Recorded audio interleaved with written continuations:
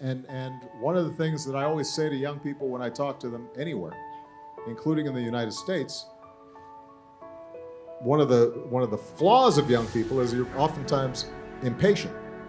And bringing about change, doing anything important, typically takes time. And it's hard work. And sometimes you'll fail initially. And you have to stay with it. It's not going to come right away.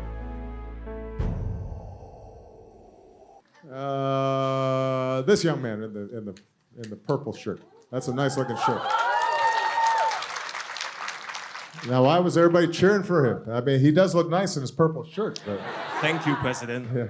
And greeting. My name is Dom. I'm from Cambodia. Uh-huh. My question is, since many people have focused on a lot of high issue, I want to go low. So, how low are you going to go? I have no idea. So the question that I want to ask you is that, since yourself is aging toward a very senior life, and that's pretty low.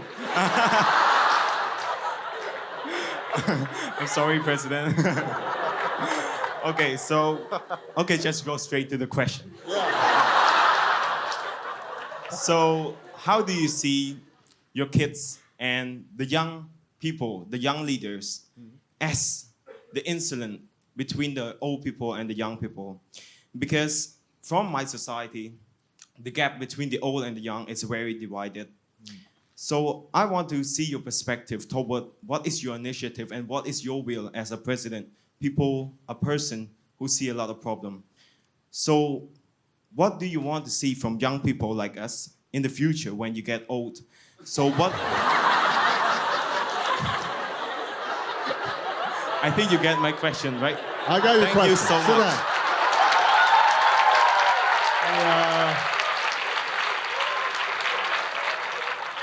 Well, the first thing I want from young people is to stop calling me old.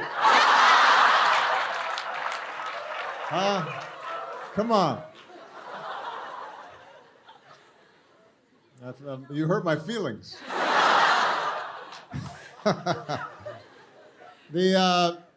Well, look, we all get old. It's true. And when I came into office, I had no gray hair, and now I have a lot. Although I will tell you that I don't dye my hair, and a lot of my fellow leaders do. I'm just saying. I won't say who, but their barbers know, their hairdressers. You know, I think the most important thing for young people is that they're not trapped in the past. And human progress is driven by looking at a problem with fresh eyes, with new eyes. And you know, as you get older, what happens is that you just get in the habit of seeing the same thing, and it becomes routine to you, normal. But when you're young, you ask your questions, well, why does it have to be this way? Right? Why does my community have to be poor? Why do we have to have pollution in the air? Why do we treat women differently than men when it comes to being able to go to college and get an education? Why should we discriminate against a minority group in our country? And that's the power of young people, is asking why. Now, you know, little kids, they naturally do that, right? You know, when you talk to a 4-year-old or a 5-year-old, 6-year-old, you tell them to do something. Why? Why? And you know, sometimes as parents, we try to say, because I told you so. And we don't want to talk about it, right? But that impulse to ask why is actually what drives human progress.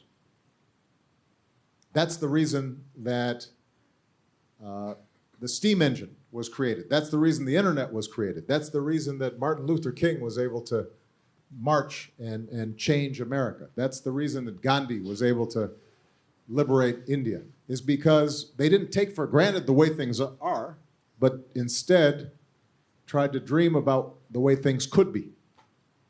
And that's the job of young people. Old people don't do that because they're comfortable, or they've become resigned, or they become cynical, or they're just tired, or they're comfortable. And so they don't ask those questions. But young people, you have to ask those questions. Right? Now, you then have to work.